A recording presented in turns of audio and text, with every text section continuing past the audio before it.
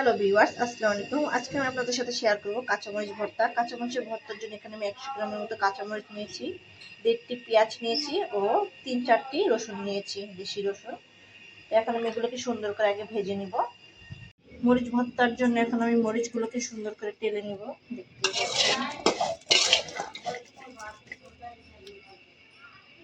দেখতেই পাচ্ছেন আমি মরিচটাকে সুন্দর করে ভেজে নিয়েছি। এই পর্যায়ে আমি সামান্য পরিমাণে তেল দিয়ে দিব। দেখতেই পাচ্ছেন আমার মরিচগুলো টালা হয়ে গেছে। এখন আমি এটাকে নামিয়ে নিব। এরপর আমি দিয়ে দিব রসুনগুলোকে আমি সুন্দর করে ভেজে নিব।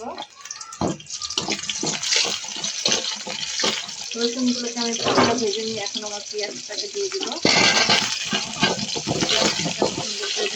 দেখতেই পাচ্ছেন ভাজা হয়ে গেছে আমার রসুন আর পেঁয়াজ। এখন আমি এটাকে ঢেলে নেব। দেখতেই পাচ্ছেন আমার রসুন, পেঁয়াজ, মরিচ টালা হয়ে গেছে। এখন আমি এটাকে শিলে পেষে নিব। আপনারা চাইলে ব্লেন্ডার করে নিতে পারেন, তবে ব্লেন্ডার থেকে আমার কাছে শিলে পেষা ভর্তাটাকেই বেশি মজার মনে হয়।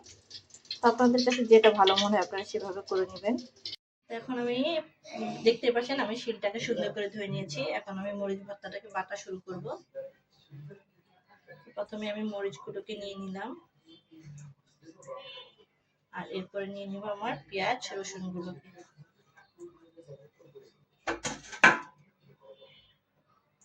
এখন দিয়ে দিব সামান্য পরিমাণে লবণ। আপনারা আপনাদের স্বাদ অনুযায়ী লবণটাকে ব্যবহার করবেন। এখন আমি এটাকে সুন্দর করে মিশিয়ে নেব।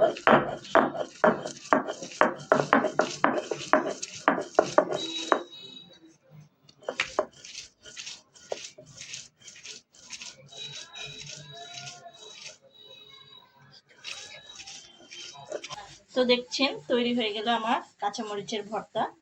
আপনারা চাইলে এটার সাথে শিলে পিষে ভাত খেতে পারেন, যা খেতে খুবই মজার হয়, আর এটা গরম ভাত দিয়ে খেতে খুবই মজার হয়।